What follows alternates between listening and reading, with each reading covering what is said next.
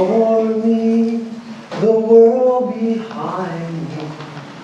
The cross before me, the world behind me. The cross before me, the world behind me. No turning back, no turning back. That could have been my theme song yesterday.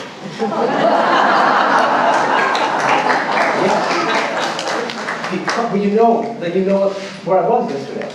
In the middle of a traffic jam on Main Street in Beaumont, California. Driving over here. We were routed off the I-10 for road construction. And for 40 minutes, I really got a close-up look at Beaumont. And it's a great little town, but I gotta tell you, I was feeling frustrated and very unsettled and wondering at what point I should call ahead to tell Father Peter that, I'm going to be a little bit later than anticipated. And but by the grace of God, it came to me that I needed to probably just pray and meditate my way through this little traffic jam. So I brought into my mind the words of that second reading, Paul's letter to the Philippians, that great hymn, Christ Jesus humbled himself. Humbled himself, and God greatly exalted him. And then the words, the last phrase toward the end of the letter became my little mantra. Jesus Christ is Lord. Meaning for me, at that moment, in Beaumont, that Jesus Christ was Lord over my little dilemma. Now, what happened next was I turned and saw a sign in a shop window along Main Street. I had more or less been parked there for about 2 or 3 minutes. And the sign said, Jesus Christ is Lord. It was a little Pentecostal storefront church. And it was as if God was sort of, getting into the front street, just, putting his elbow in my ribs. You're right. Jesus Christ is Lord. Now, there was another sign right below that. It was also taped up on poster board in big bold letters, and it said, "What are you waiting for?" So, I'm telling you, it was just too much. So, I said, well, I'm waiting for the light to change. I'm waiting for traffic to clear. Today you hear the voice. I said, I'm waiting for road construction to get finished.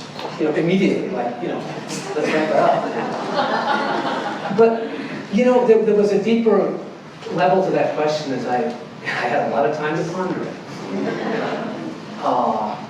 What are you waiting for?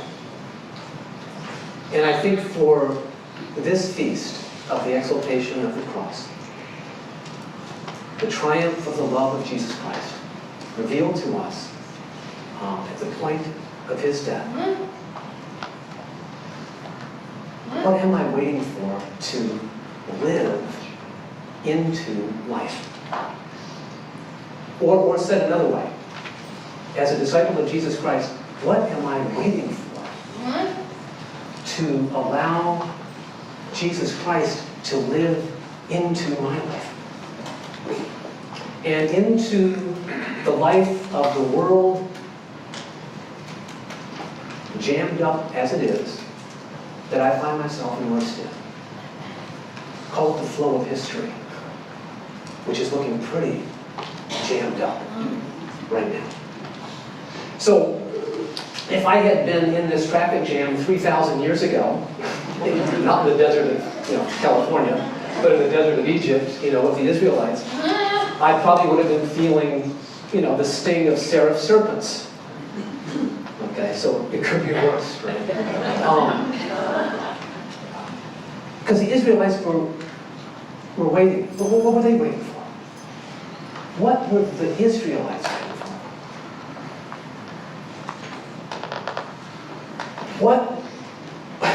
What were they waiting for? And, frankly, they were on the verge of taking matters into their own hands, which probably meant, not a very positive outcome for Moses. But I don't think living into life means taking matters into our own hands. I don't think that's it. I don't think it's living into life is not trying to control the situation or thinking that I can control matters that are really beyond my control. I think this living into life is really, as I said, allowing Jesus Christ to live into my life. Now, I guess I could use this image and say, the triumph of the cross for me today means something like a green light going on, not out there, but in here. The cross of Jesus Christ activates our redemption, which means that at a level that is profoundly rooted in who we are and who we're created to be as human beings, there is a light of freedom, which, if I allow it to take hold, can motivate me in directions and open up options that I had not seen before, that had not been evident to me before. It's called the light of faith. But what am I waiting for? Am I waiting for external circumstances to change? I don't care if you're in Beaumont, Texas, or Boston, New York, Chicago, Scottsdale, Arizona, Ramallah, Iraq, Jerusalem, Gaza Strip right now. Jesus Christ has redeemed history and is Lord of the flow of history. Now, that's extremely challenging today when we're facing, as I said, a jam-up of history, which is unleashing, as Norbert said earlier before Mass, a violence and a terror and a debased human conduct that we never would have imagined for the 21st century. But it's there. And the danger is that on this feast of the triumph of the cross, the power of that disorder, the power of that hatred, has the potential to seep into our souls as Jesus Christ.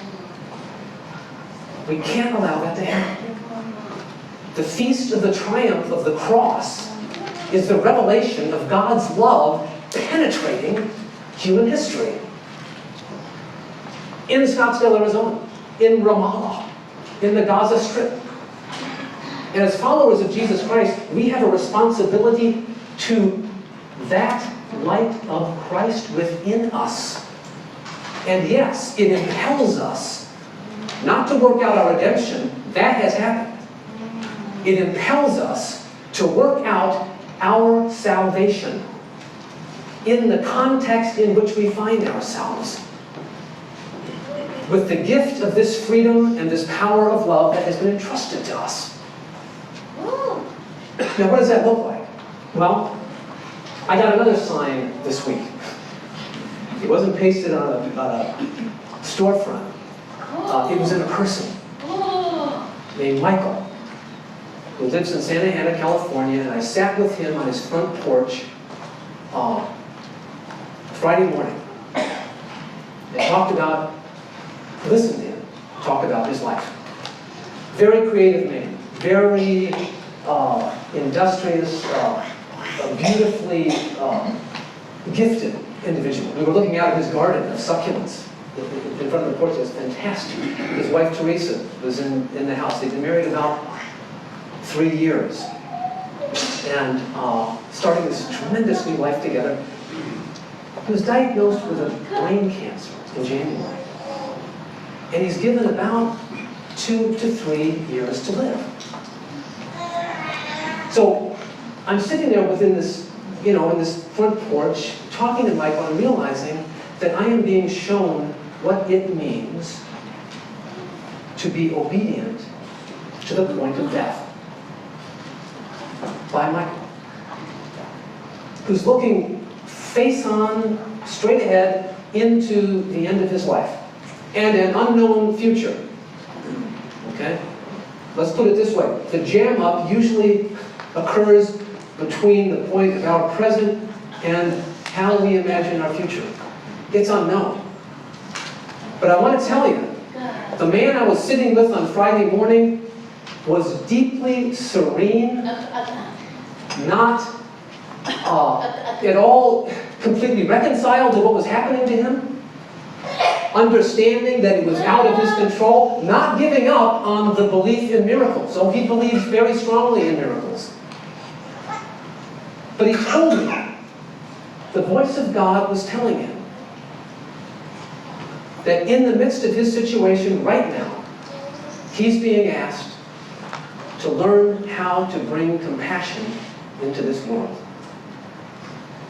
And his world, like a lot of our worlds, in terms of family and community, is not all tidy. His father's dying right now. His young children from a previous marriage are not completely reconciled to what's happening here or to his life as it is.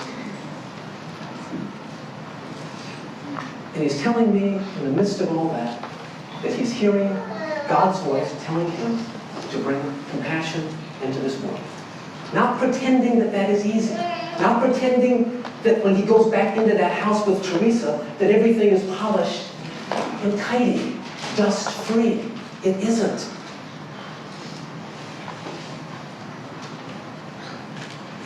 What does it mean? And what are we waiting for to take hold of the light of Christ in our life? That's this question that this feast raises for me, and I propose it to you.